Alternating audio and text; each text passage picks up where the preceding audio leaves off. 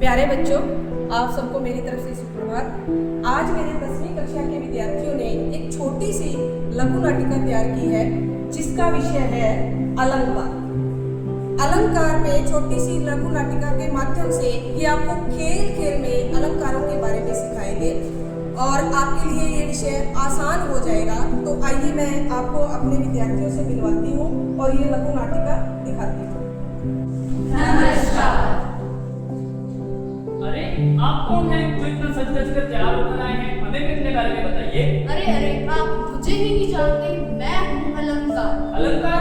ये अलंकार क्या होता है? हमें थोड़ा विस्तार से बताइए। अरे क्यों नहीं, अलंकार का अर्थ होता है आभूषण या गहने। जिस प्रकार नारी अपने आप को सुंदर दिखाने के लिए गहनों का प्रयोग करती है, सजती है, संवरती है।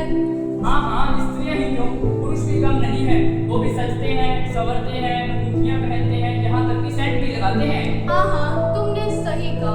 आजकल तो सभी अपने आप को सुंदर दिखाने की कोशिश करते हैं। महिलाएं ही क्यों, पुरुष अपने आप को सुंदर दिखाने की कम कोशिश थोड़ी ना करते हैं। वैसे ही कवि अपनी कविताओं को सुंदर दिखाने के लिए अलंकारों का प्रयोग करते हैं। अच्छा, अलंकारों के प्रयोग से कविता सुंदर बनती है? हमें थोड़ा और विस्तार से बताइए। हाँ, मैं आपको अपने परिवार वालों के साथ मिलवाता हूँ। अनुप्रास, चंदू के चाचा ने चंदू की चाची को चांदनी चौक में चांदी के चम्मच से चटनी चटाई। अरे ये क्या है? लगता है तुम पगला गए हो। ना जी ना, मैं तो बिल्कुल ठीक हूँ। सुना आपने, गौर किया आपने, आवृत्ति बार बार हुई है, यही तो है अनुप्रास अलंकार। अच्छा, वर्णों का बार बार आना अर्थात समान वर्णों की आवृत्ति। सही पकड़े हो, सही।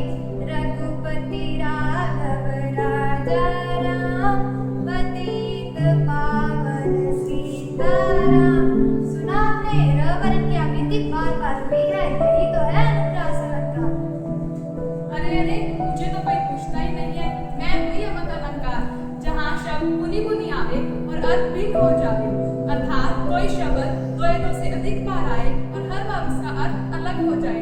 जैसे सजना है मुझे सजना के लिए। अरे ये क्या है? सजना है मुझे सजना के लिए। अरे तुम नहीं जानते, सजना है मुझे सजना के लिए में सजना शब्द 2 बार आया है।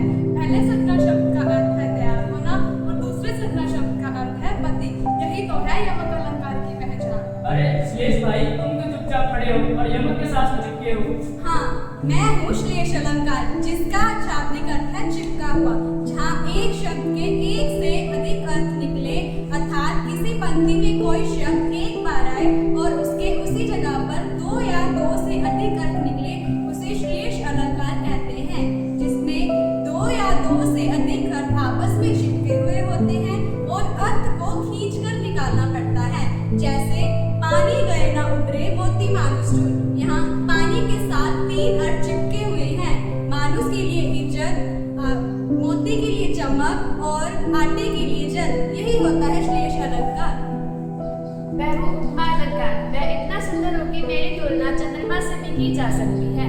अरे वो कैसे? ये तुलना वुलना क्या होता है? तुलना जहाँ किसी व्यक्ति वस्तु की तुलना किसी अन्य व्यक्ति वस्तु से की जाती है। जैसे फूलों सा चेहरा तेरा, गलियों से मुस्कान है, रंग तेरा देख के, रूप तेरा देख के कुदरत भी हैरान है। यहाँ चेहरे की तुलना फूल से की गई है और मुस्कान की तुलना कलियों से। यही तो है मेरी विशेषता। हा, मैं बहुत बलवान हूँ। मैं अपनी एक उंगली से सारी पृथ्वी को उठा सकता हूँ। मैं अपनी एक फूंक से हिमालय पर्वत को भी उड़ा सकता हूँ। मैं अपने क्रोध व्यवहारों से सारे वनों को जला सकता हूँ। अरे शांत भाई शांत, वो तो हमारी तरह मनुष्य ही। बात को इतना बढ़ा चढ़ा क्यों रहे हो?